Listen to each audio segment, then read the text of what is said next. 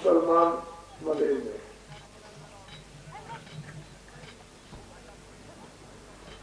हर कौमों में, हर जातियों में,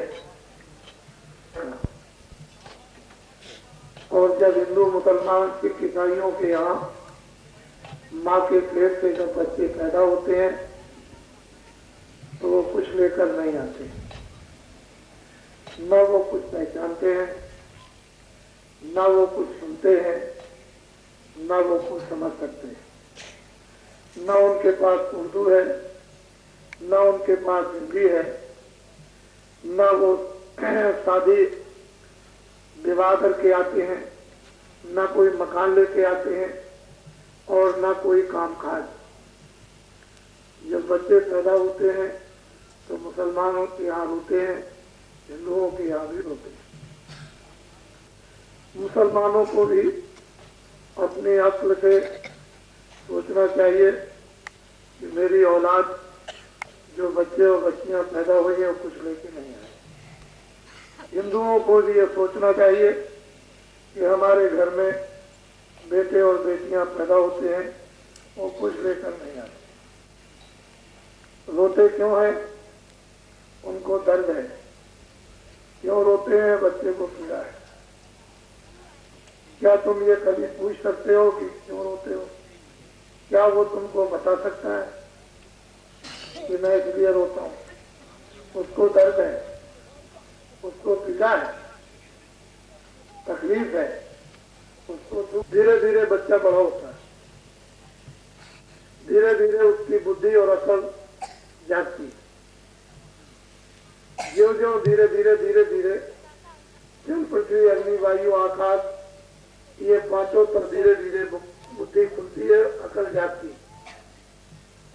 फिर आप पहचान कराते हो ये तुम्हारा पिता है, ये तुम्हारा बाप है, ये तुम्हारी बहन है, ये तुम्हारी माँ है। हिंदुओं के यहाँ हिंदी पढ़ाते हैं, ईसाइयों के यहाँ अंग्रेजी पढ़ाते हैं, और लोग हैं उनके यहाँ अपनी अपनी भाषा शुरू कर देते हैं। लेकिन हमको वो बात हमेशा ध्यान में और अक्ल में रखनी चाहिए कि जब बच्चा पैदा हुआ, अब बीच में जो कुछ भी आप ये देखते हो ये सब उस माया की छाया है। और ये भी देखते हो ये जिसमें ये मनुष्य शरीर है, ये बेशकीमती अनमोल है। ये नर नारी बच्चे बच्चियों को दोबारा नहीं मिलेगा। चाहे तुम रामायण समझो न समझो, गीता को समझो न समझो, वेदों को समझो न समझो, कुरान को समझो न समझो, हदीस को समझो न समझो, फकीरों की बात को मत समझो, महात्माओं की बातों को आप उनके उपदेशों को मत समझो। लेकिन बात यह है कि मनुष्य शरीर ये जिस्म है, बहुत अच्छे कामों से मुसलमानों ने बहुत खैरात की और गरीब दुखियों हकीमों को अपनी हक हलाल की कमाई में से कुछ खैरात किया होगा। इसी तरह से हिंदुओं ये जो अनमोल मनुष्य शरीर नर नारी बच्चे बच्चियों को मिला, इसमें बहुत जन्मों से पुण्य कमाए, बड़ी सेवाएं की, भूखों को आपने भोजन दिया, प्यासों को पानी दिया, जो बीमार थे उनको दवा दी, बड़े बड़े कष्ट सहे। उन कष्टों इसलिए मिला है कि ये मेहराब है, ये एक छज्जा है, ये मस्जिद है, ये जिस्मानी एक मस्जिद को खुदा ने खुद बनाई, इंसान कोई नहीं बना सकता, उसने अपनी कारीगरी से।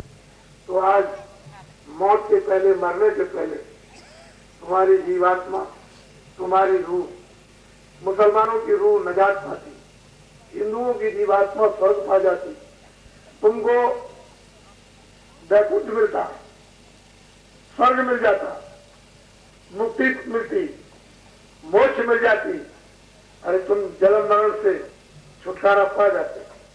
लेकिन हम लोग ये मनुष्य अनमोल ये जिस्म बेशकीमती पाकर के दिन में काम करते हैं, और ये भी नहीं मालूम कि शरीर से क्या अच्छा काम और क्या बुरा।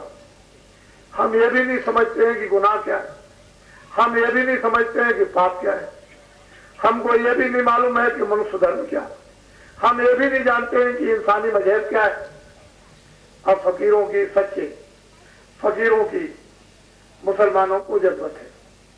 अरे हिंदुओं, सच्चे महात्मा की जरूरत हिंदुओं को है। अगर सच्चे महात्मा हिंदुओं को मिल गए तो रास्ता मिल जाएगा, मनुष्य धर्म आ जाएगा। ये जीवात्मा मनुष्य शरीर में जाग जाएगी। मुसलमानों को सच्चे फकीर, उस खुदा के दीदार करने वाले सच्चे हाफिज अगर मिल गए तो आपको रास्ता मिल जाएगा। फिर ये रूह पाक हो जाएगी, दिल दिमाग साफ हो जाएगा, यह जीवात्मा मन बुद्धि निर्मल हो जाएगी, यह अंतःकरण आपका शुद्ध हो जाएगा। और जब ये पाक साफ हो जाएगी तो वो कोई खुदा तो गंदा है नहीं, भगवान तो कोई मैला है नहीं, वो तो बहुत ही स्वच्छ और बहुत ही पाक साफ सफेद है। मुसलमानों, अगर पाक साफ तुम नहीं हुए तो साफ है। उसको कह दें तुम्हारी तो आंख है ही नहीं, तुम्हारी आंख बंद हो गई, इधर से दिखाई नहीं देगा। वो आंख अगर बंद हो गई तो कैसे दीदार होगा, उसका साक्षात्कार, भगवान का दर्शन कैसे होगा। तो हिंदू भी भूल गए और मुसलमान भी भूल गए। हिंदू भी धर्म भूले, मुसलमान भी मजहब भूल गए। सत्यता को हिंद क्या है सब। इसलिए मैं तुम्हें ऐसी चीज सुनाऊंगा जो आपने अभी शास्त्रों में आपने पहले कभी नहीं पाई। देखो मुसलमानों, पहले तो तुम अपना पैगाम सुन लो। मेरी तरफ देखो अच्छी तरह से। तुम भी एक इंसान हो, ये भी एक आदमी बैठे हुए, मैं भी एक आदमी। मुझमें आदमी में फर्क तो कुछ नहीं। जिन मसालों से, जिन तत्वों से आपको ये जिस्म मनुष्य शरीर मिला, वही मसाला वही तत्व मुझे भी मिले। अरे तुम्हारे अंदर भी रूह है, हमारे अंदर भी रूह, तुम्हारे अंदर भी जीवात्मा, हमारे अंदर भी जीवात्मा। इंसान एक जर्रा, एक कतरा, उसका हुक्म ऊपर से आ रहा है कि हिंदुस्तान के छोटे बड़े, अमीर गरीब सब मुसलमानों को कह दो कि तुमने जो अपना ईमान काफिरों और जुल्मियों और गुनहगारों को जो भेज दिया है, तुम्हारी इबादत कबूल नहीं हो रही। आए हिंदुस्तान के मुसलमानों, जो तुमने अपना ईमान भेज दिया है गुनहगार काफिरों को, जुल्मियों को, तुमको मालूम है कि ईमान भेजकर उनका जुल्म तुमने अपने ऊपर में ला दिया, अपने ऊपर में चढ़ा लिया। गुनहगार को तुमने अपना ईमान दे दिया, तुम्हारे ऊपर गुनाह आ गए। इन मुसलमानों को ये कह दो कि तुम्हारी इबादत कबूल नहीं हो रही, ये तुम्हारा वक्त जाया हो रहा। इन्हीं जामे पर वो खुदा खुद आकर के वो बोलता है और उन्हीं जामे के द्वारा बुलवाता है। तो मुसलमानों, खुदा का हुक्म हुआ है कि अपने अपने ईमानों को वापस लाओ। जिन मौलवी और मुल्लों ने, जिनको यहाँ रखा गया था, जिनको जिम्मेदारी दी गई थी कि मुल्ले और मौलवी हिंदुस्तान के उन मुसलमानों के ईमानों की हिफाजत बराबर करते रहेंगे, इनके ईमानों को बिकने नहीं देंगे, इनमें से रहम जाने नहीं देंगे, इनको रहम और ईमान से सच्चे मुसलमान बनाए रहेंगे। लेकिन उन मुल्लों और मौलवियों ने इनके ईमानों की हिफाजत नहीं कर पाई। तो खुदा का ऊपर से हुक्म हो रहा कि उनको भी सख्त सजा मिलेगी और आपको भी सख्त सजा दी जाएगी। आए मुसलमानों, तुम अपने ईमानों को वापस लाकर, अपने रहम को लाकर और फिर से इबादत करना शुरू करो और मांगो। हो सकता है कि शायद खुदा तुम पर कुछ थोड़ी सी मेहरबानी करे। इस लायक तो तुम नहीं हो अब की खुदा की मेहरबानी तुम पर हो जाए, लेकिन तुमने ईमान और रहम ये दोनों देख दिया, अब तुम किससे इबादत करोगे। मैं लिखा था कि तुमको इबादत करनी है, जहां से रूह आई है वहां तुमको पहुंचाना है, लेकिन तुमने उन कलामों को, उन शब्दों को छोड़ दिया, भूल गए। ये जिस्म किराए का मकान है, समय पूरा होते ही मकान मालिक चाहे हिंदू हो चाहे मुसलमान हो, इस जिस्म से कपड़ा डाल देंगे और बाहर ले जाएंगे, मुसलमान को दफना देंगे, हिंदू लकड़ियों पर रख करके जलाएंगे। आपने सामान इकट्ठा किया, बाग बगीचे, मकान, घर का सामान, जानवर, सोना और चांदी, ये तो जिस्म जमीन पर गिरते ही जब रूह निकलेगी तो जमीन पर गिर जाएगा कभी। तो ये पार है, और तुम्हारा जिस्म मनु शरीर जला दिया जाएगा और इसको गाड़ दिया जाएगा। तुम्हारी रूह, तुम्हारी जीवात को वहां तख्त पर खड़ी की जाएगी और वहां तुम्हारा इंसाफ होगा। जब इंसाफ होगा तो पूछा जाएगा कि तुमने जमीन पर वहां किताबें लिखी थी, उसमें अच्छा और बुरा बताया था, तो तुमने बुरा क्यों नहीं समझा? बुरे को मत करते, अच्छा काम करते। अरे पाप कर्म नहीं करते तो पुण्य कर्म करते। इसके छुड़ाने के लिए महात्मा फकीर हमेशा बराबर आते रहते हैं, लेकिन तुमको ये ख्याल और ध्यान है कि फकीर क्या देते हैं, महात्मा क्या देते हैं? कुछ नहीं। फिर वो इंसाफ करेगा कि तुमने जमीन पर रह करके इतने गुनाह किए हैं, जाओ फरिश्तों, इनको ले जाओ उस दोजख में, इनको जाकर के काटो। तो आप वहां ले जाकर काटे जाओगे, वहां कोई तुम्हारी सुनेगा, तुम चिल्लाओगे, रोगे, लाखों लाखों मीलों तक तुम्हारे रोने की आवाज जाएगी, और फिर वहां कोई तुमको बचाने नहीं जाएगा।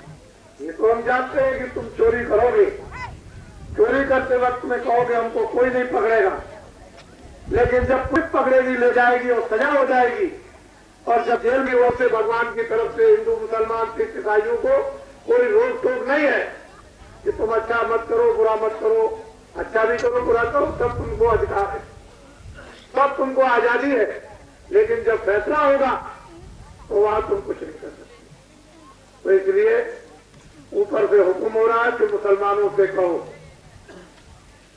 कि अपनी अपनी औरतों को कह दो कि सुबह भी इबादत करें और शाम को भी करें। जो मुसलमानों की औरतें घर में इबादत करेंगी, नमाज पढ़ेंगी, उनकी औलाद नेक होगी। जो मुसलमानों की औरतें सुबह शाम इबादत यानी नमाज नहीं पढ़ेंगी, उनकी औलाद नेक नहीं होगी। ऐसे ही हिंदुओं से मंदिर ये किस लिए हिंदू बने?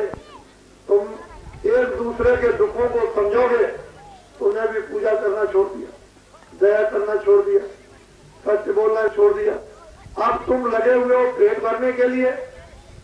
ऐ मुसलमानों, खुदा का हुक्म हो रहा है कि जिन मुसलमानों ने रोजी रोटी के लिए अपने ईमान और रहम को नहीं किया, उन फिर से तुम पूजा करो, जिससे कि तुम्हारी पूजा भगवान स्वीकार कर ले और तुमको पूजा का पुण्य दे, तुमको पूजा का फल दे, तुमको पूजा का सुख दे, तुमको पूजा की शांति दे, तुमको इबादत का सुकून दे।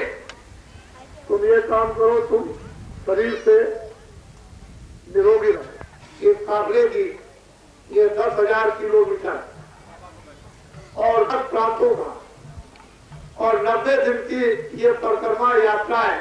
इस काफिले की 90 दिन कम नहीं होते हैं, 90 दिन 3 महीने होते हैं और 10,000 किलोमीटर कम नहीं होता। गुरु ने बना करके रख दिया और तुम अच्छे काम करो तो तुम्हारी अच्छी किस्मत और बन जाए, अच्छे काम करो अच्छी प्राप्त बन जाए। तुम ऐसा काम क्यों, ऐसा अच्छा काम, नेक काम, तुम पवित्र काम क्यों ऐसा क्यों नहीं करते हो कि तुम धनीमानी हो जाओ, तुम निरोगी हो जाओ, तुम स्वस्थ हो जाओ, तुम संपन्न हो जाओ, तुम भरपूर हो जाओ, तुम्हारा नाम हो जाए, तुम्हारी कीर्ति हो जाए। ऐसे लेकर के अमीर नहीं बनोगे, इससे सुख नहीं होगा। किसी के मकान में चोरी करोगे, जबरदस्ती करोगे, उनके मकान से सामान उठा लोगे, घर में ले आओगे तो आग लग जाएगी। तुम नहीं जानते हो कि घर का भी सामान चला जाएगा। तुमको ये नहीं मालूम कि ये मेष या ये बट है, ये अच्छा है, ये बुरा है। इसलिए दूध और रक्त, खून और दूध अलग अलग होता है। खून को नहीं पिया जाता, दूध को पिया जाता है। तो ये दूसरे की जो संपत्ति और दौलत को सोचते हो कि मेरी मिल जाए, कुछ अच्छे काम करो। तुम अगर भगवान का भजन करो तो फिर तुमको ये सब चीजें क्यों न मिले। तुम खुदा की इबादत करो, ये सब चीजें मिल जाए, लेकिन तुम इबादत तो करते नहीं हो, तुम भगवान का भजन नहीं करते हो, रो रहे चिल्ला रहे। मजदूरों को मजदूरी नहीं, मजदूरों को कम पैसा मिलता, घर पूरा चलता नहीं, घर में झगड़ा होता, बाल बच्चे दुखी होते हैं।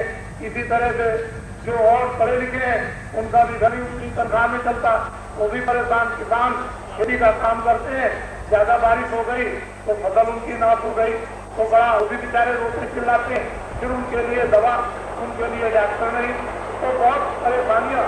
जब तुमने अच्छे काम छोड़ दिए तो महात्मा जो आपको जो अधिकार मिला आपने अपना काम नहीं किया और मुझे अधिकार मिल गया, मैंने तुमने काम कर दिया, तो इसमें आप क्या करें।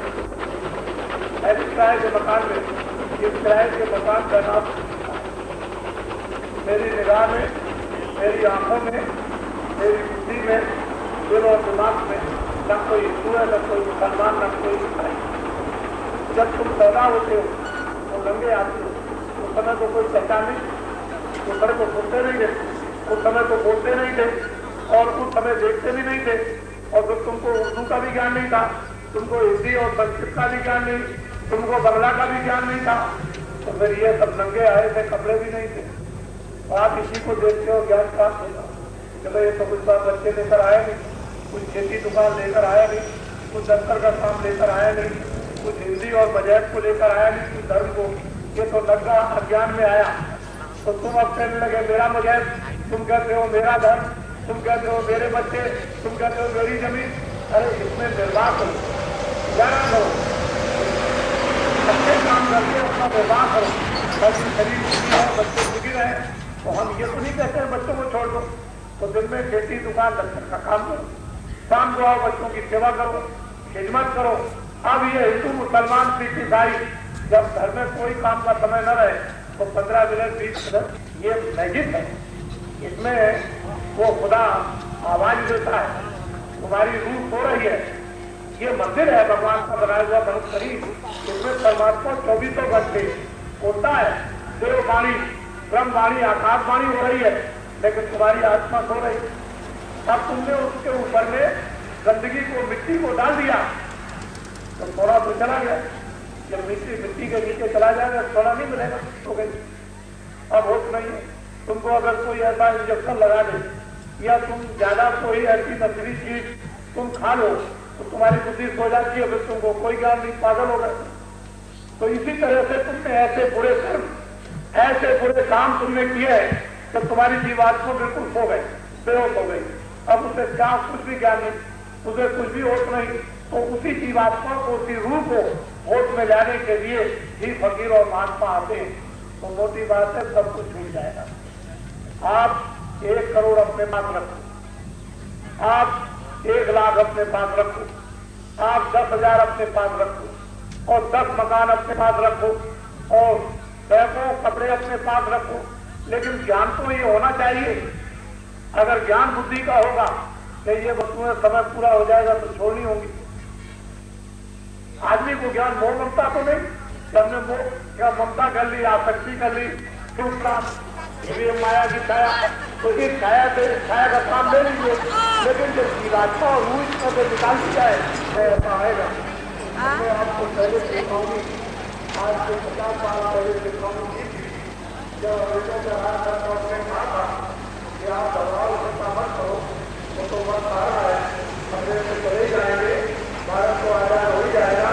लेकिन भाई समय पर जब अंग्रेजों का राज था, लेकिन उस समय पर न्याय होता था, उस समय पर सब लोग गांव में छोटी छोटी व्यवस्था उसके अंतर्गत रहते थे और उसमें गांव में हमको न्याय मिलता था और हम लोग सब लोग मोहब्बत और प्रेम से रहते थे।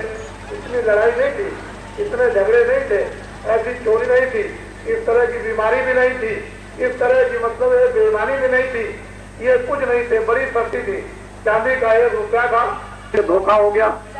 उसी में हम एक ऐसे रास्ते पर चले गए कि हमारे घर की शांति चली गई, हमारे भाइयों की शांति चली गई, हमारे बच्चों की शांति चली गई, हमारे धर्म की शांति, हमारे समाज की शांति, हमारे देश की शांति, ये सब की सब खत्म हो गई।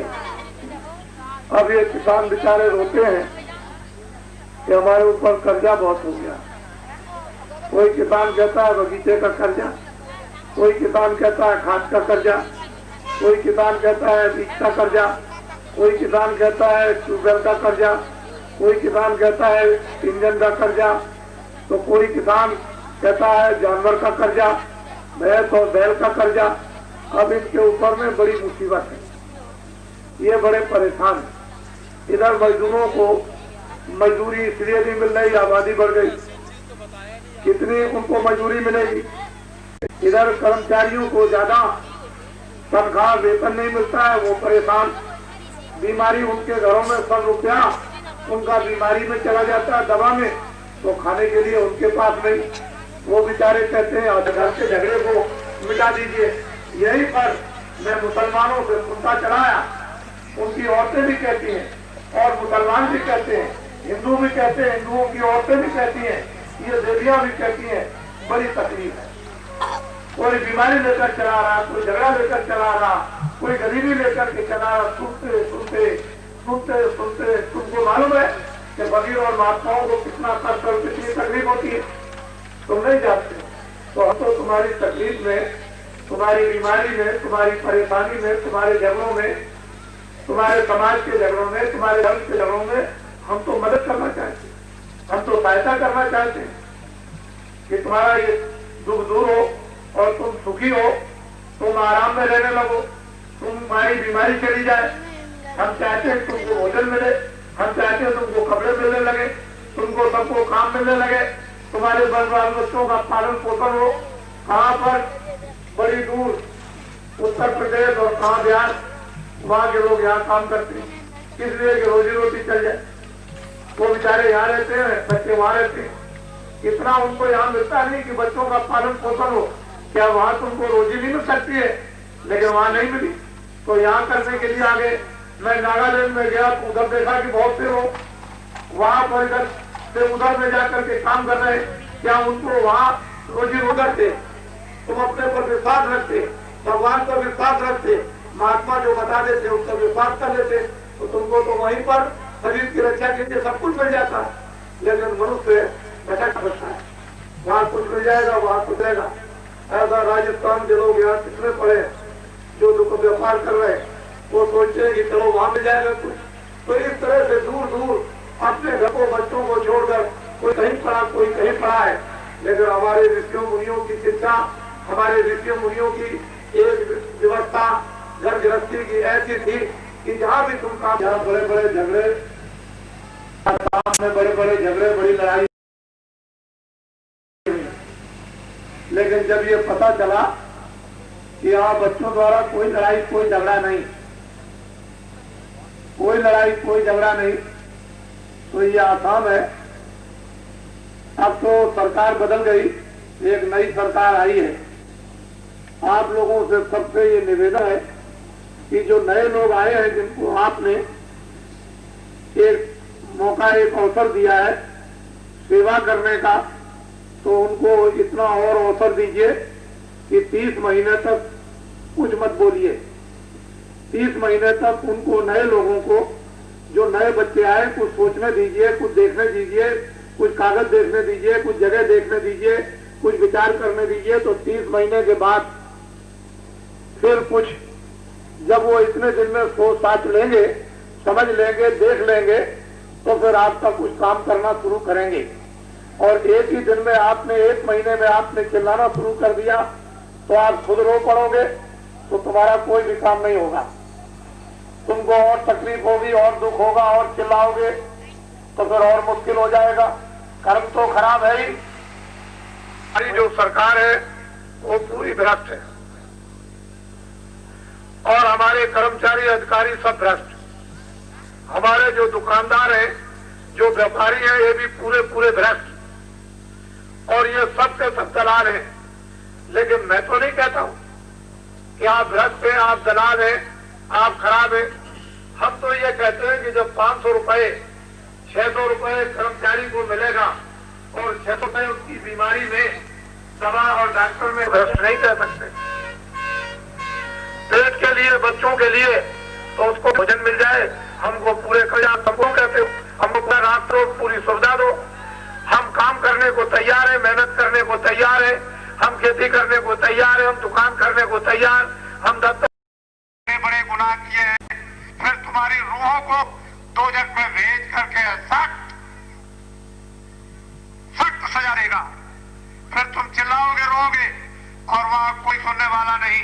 फकीरों के कलामों को जो मुसलमान सुनेंगे नहीं, वो मुसलमान गुनहगार होंगे। एक मुसलमान 100 मुसलमानों से बताएगा कि खुदा का हुक्म हुआ है कि अपने ईमानों की हिफाजत करो।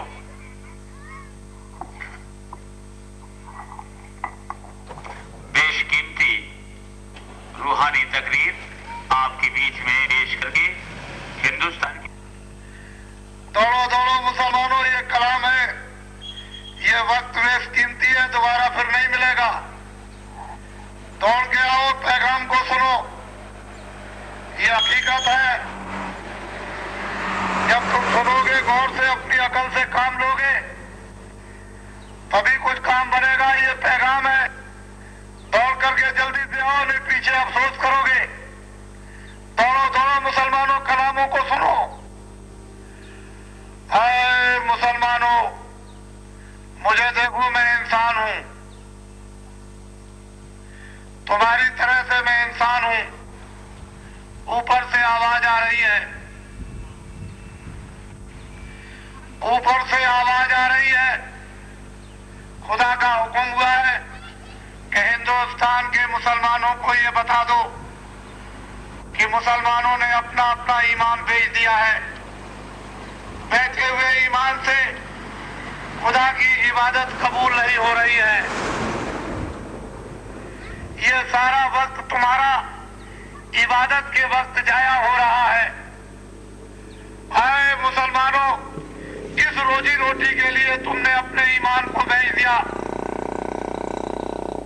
और खुदा का यकीन तुमने छोड़ दिया। खुदा तुमको सख्त सजा देगा। आए मुसलमानों, गौर से सुनो। जिन मुल्लों और मौलवियों को छोड़ा गया था, क्या मुसलमानों के ईमानों की हिफाजत करेंगे और उनमें रहम लाएंगे।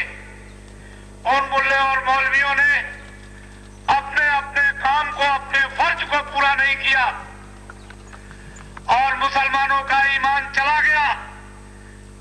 खुदा का हुक्म है ऊपर से कि मुसलमानों को बता दो कि मौलवी और मुल्लों को सख्त सजा दी जाएगी। आए मुसलमानों, तुम अपने ईमान को फिर वापस लाओ और ईमान को लाकर इबादत के वक्त 1 लाख बार गुनाहों की माफी खुदा के दरबार में मांगो। हो सकता है कि शायद खुदा तुम पर मेहरबान हो, वरना ये जिसमें ये किराए का मकान ये चंद वक्त के लिए मिला है। समय पूरा होते ही मकान मालिक इस जिस्म से तुम्हारी रूह को निकालकर अलग कर देगा और तुम्हारे जिस्म पर कपड़ा डालते ही नफरत हो जाएगी। इसको उठा करके जला देंगे, काट देंगे और वहां ले जाकर तख्त पर खड़ा करेंगे। फिर वो पूछेगा कि जमीन पर तुमने क्या क्या गुनाह किए हैं। क्या फकीरों ने, मोहम्मद साहब ने, कुरान ने तुमको ये बताया नहीं कि ये अच्छे काम, ये बुरे काम है। फिर तुमने अपनी रूह को, अपने दिल और दिमाग को पाक साफ क्यों नहीं किया? पाक साफ करके क्यों इबादत नहीं की? तुमने ये गुनाह किए हैं, तुम्हारी रूह को दोजख में भेजा जाता है। फिर कौन बचाएगा? और मोहम्मद साहब तुम्हारी तरफ से कोई गवाही नहीं देंगे। इसलिए हुक्म हुआ है, खुदा का हुक्म हुआ है कि मुसलमानों से कह दो कि एक एक मुसलमान 100 मुसलमानों को बताएगा कि अपने अपने ईमानों की फिर से हिफाजत करो और सच्चे ईमान को लाकर, रहम को लाकर फिर सच्ची इबादत खुदा की करो, तब जाकर काम होगा। वरना पीछे तुमको सबको अफसोस करना होगा और वहां सख्त से सख्त सजाएं दी जाती है। तुमको अभी पता नहीं है कि वहां कौन कौन सी सजाएं दी जाती है और सजाओं के नाम क्या है। इसलिए मैं ये पैगाम सुनाकर, मैं भी एक जिस्म में रहता हूं, मैं कोई फकीर नहीं हूं, मैं तो एक खिदमतदार हूं। आए हिंदुओं मुसलमानों सब मिल करके रहो, मोहब्बत और प्यार का तगा जाए, मोहब्बत और प्यार से रहो और एक दूसरे के काम आओ। ये धरती न हिंदुओं की है और न ये जमीन मुसलमानों की है। अपना अपना वक्त पूरा करो सराय में और वक्त पूरा करके यहाँ से चल दो। वो मुसलमान अक्लमंद और होशियार है जो पाक साफ रहकर और खुदा की इबादत कर खुदा का दीदार करते हैं। वो मुसलमान वो नालायक है जो पाक साफ रह करके खुदा की इबादत नहीं करते हैं और खुदा का दीदार नहीं करते हैं। रोजी रोटी के लिए ईमान बेचकर खुदा का यकीन खो दिया, उन मुसलमानों को सख्त सजा मिलेगी। आए मुसलमानों, जिन मौलवी और मुल्लों ने, जिनको छोड़ा गया था कि मुसलमानों के ईमानों की हिफाजत करना, उन मुल्ले और मौलवियों ने मुसलमानों के ईमानों की हिफाजत नहीं की। खुदा का हुक्म हुआ है कि मौलवियों को और मुल्लों को भी सख्त सजा दी जाएगी। इसलिए मुसलमानों, खुदा का हुक्म हुआ है कि अपने अपने ईमानों को वापस लाओ और इबादत के वक्त में 1 लाख बार गुनाहों की माफी मांगो। हो सकता है कि शायद आप पर मेहरबान हो।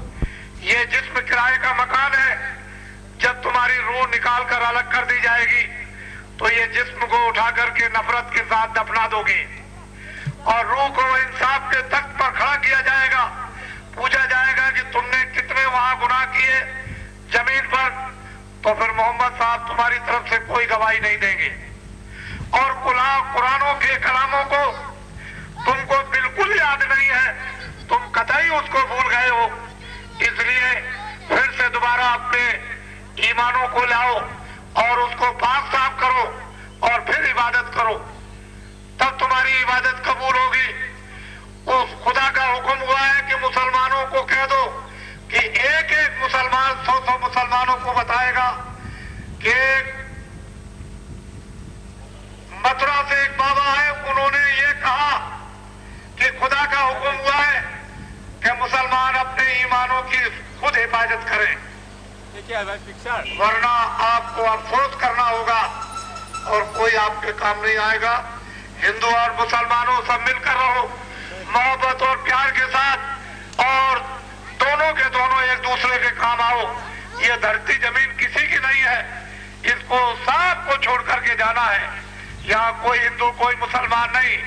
मुझको देखो, मैं न हिंदू हूँ न मुसलमान, न ईसाई हूँ न सिख हूँ, मैं एक इंसान हूँ, एक मनुष्य हूँ। जो हकीकत है वो मैं तुमको इजहार कर रहा हूँ, तुम्हारे दर्श पेश कर रहा हूँ। अगर तुम इसको नहीं मानोगे तुमको इल्जाम लग जाएगा और तुम गुनहगार हो जाओगे। इसलिए तुम उसके लिए तैयारी करो कि इबादत के वक्त में सच्चे दिल से पाक साफ करके और फिर उसकी इबादत करो तो खुदा शायद खुश हो, वरना नहीं। रूहों को निजात देने की एक को इल्जाम लग जाएगा। आए मुसलमानों, तुम मेरी तरफ देखो, मैं भी एक इंसान हूँ। आए मुसलमानों, मैं भी एक इंसान हूँ। ऊपर से खुदा का हुक्म हो रहा, उस खुदा का हुक्म हुआ है कि मुसलमानों को ये कि जिन मुसलमानों ने अपने ईमान को बेच दिया है उन मुसलमानों की इबादत कबूल नहीं हो रही है। आपका वक्त सब इबादत के वक्त जाया हो रहा है। आए मुसलमानों, रोजी रोटी के लिए जिन मुसलमानों ने ईमान को बेच दिया और खुदा का यकीन छोड़ दिया, उन मुसलमानों को सख्त सजा मिलेगी। खुदा का हुक्म हुआ है कि मौलवी और मुल्लों को जो मुसलमानों के ईमानों की हिफाजत के लिए छोड़ा गया था, उन मुल्लों ने और मौलवियों ने मुसलमानों के ईमानों को बरकरार नहीं रख पाया, न उनमें रहम रख पाया। खुदा का हुक्म हुआ है कि मौलवियों और मुल्लों को भी सख्त सजा दी जाएगी। आए मुसलमानों, तुम अपने अपने ईमानों की फिर से ईमानों को लाओ और ईमान लाकर इबादत के वक्त लाख लाख गुनाहों की माफी मांगो। तो हो सकता है कि शायद खुदा तुम पर मेहरबान हो। ये बार बार नहीं मिलेगा। एक मरते उसने आपको ये दे दिया पाक साफ होने के लिए कि तुम इसमें अपने दिल दिमाग को पाक साफ, अपनी रूह को पाक साफ करो और परवरदिगार की इबादत करके उसका दीदार करो। लेकिन आए मुसलमानों, तुमने ये काम नहीं किया है कि तुम पाक साफ हो, तुम गंदे हो। इसलिए गुनाहों की तुम्हें माफी मांगना लाजमी है इबादत के वक्त में। और जो मुसलमान इबादत के वक्त में अपने गुनाहों की माफी नहीं मांगता है, वो ज्यादा गुनहगार होगा। आए मुसलमानों, हिंदू और मुसलमान दोनों मिलकर मोहब्बत और प्यार के साथ रहें। ये जिस्म किराए का मकान है, ये मनु शरीर किराए का मकान है। ये वक्त पूरा होते, समय पूरा होते ही इससे तुम्हारी रूह, तुम्हारी जीवात्मा निकाल दी जाएगी और यही नफरत इस जिस्म से करेंगे, कपड़े डालकर बाहर ले जाएंगे, दफना देंगे और तुम्हारी रूह को तख्त पर खड़ा किया जाएगा। वहां वो पूछेगा कि जमीन पर तुमने कितने नेक और बुरे काम किए हैं, तुम क्या जवाब दोगे? मोहम्मद साहब तुम्हारी तरफ से कोई गवाही नहीं देंगे।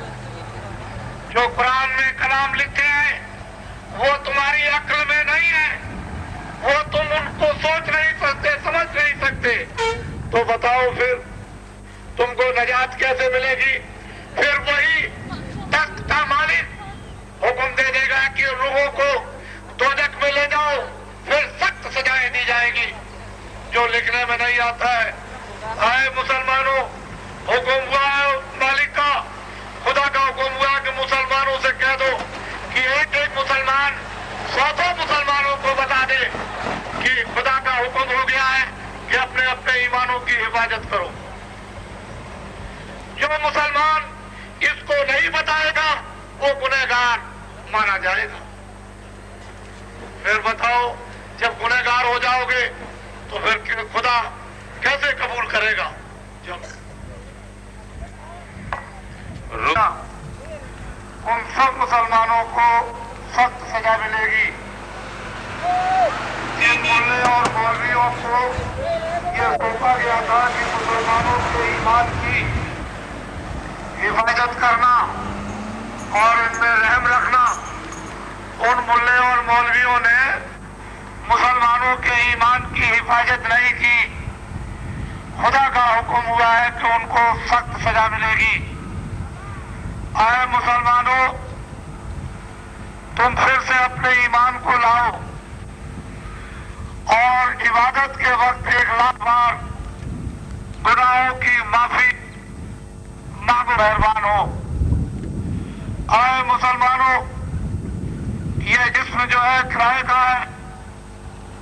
वक्त पूरा होते ही मकान मालिक तुम्हारी रूह को इस जिस्म से निकाल बाहर करेगा और तुम्हारा जिस्म जमीन पर गिर जाएगा।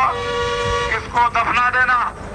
तुम्हारी रूह का इंसाफ होगा कि तुमने जमीन पर क्या क्या गुनाह किए हैं। तुम उस समय पर क्या कहोगे? मोहम्मद साहब तुम्हारी तरफ से गवाही नहीं देंगी। जो कुरान में लिखे हैं कलाम, उनको भी तुम नहीं मानते, तो फिर गुनहगारों का दखल खुदा के दरबार में नहीं है। इसलिए फकीरों के कलामों को हमेशा गौर से सुनो और समझो। ये अक्ल जो दी है उससे काम लो। हिंदू और मुसलमानों तुम दोनों मिलकर रहो। मोहब्बत और प्यार के अपना अपना वक्त पूरा होगा, यहाँ से चल दोगे। ये जमी और बाग और बगीचे, ये औलाद और सामान, ये सब आपका पड़ा रहेगा। कोई आपकी मदद को सहायता नहीं करेगा। इसलिए हिंदुओं, तुम दिन में खेती, दुकान, दफ्तर का काम करो, शाम को बच्चों की सेवा करो, और जब कोई काम का समय न हो तो 15 मिनट 20 मिनट मनुष्य रूपी मंदिर में सच्चे भगवान का भजन। इस धन को तुम जमा कर लोगे, तुम्हारी आत्मा की रक्षा होगी। अगर तुमने इस धन को जमा नहीं किया तो ये जीवात्मा 84 नरकों में डाल दी जाएगी, और फिर ये सतयुग त्रेता द्वापर भी आपको समय नहीं मिलेगा। इसलिए मनुष्य अनमोल शरीर है, ये बार बार नहीं मिलता। भगवान के पाने के लिए आपको दिया गया। इस जीवात्मा को मुक्ति और मोक्ष के लिए दिया गया, इस जिस्म को नजात के लिए दिया गया। लेकिन तुम क्या कर रहे हो? दिल और दिमाग तुमने खराब कर लिया, फिर क्या होगा तुम्हारा? इसलिए एक एक मुसलमान, खुदा का हुक्म हुआ है कि 100 मुसलमानों को ये बता देगा कि हुक्म सरकार और हुजूर का हो गया कि मुसलमान अपने अपने ईमान की हिफाजत स्वयं खुद करें, तब कुछ काम होगा।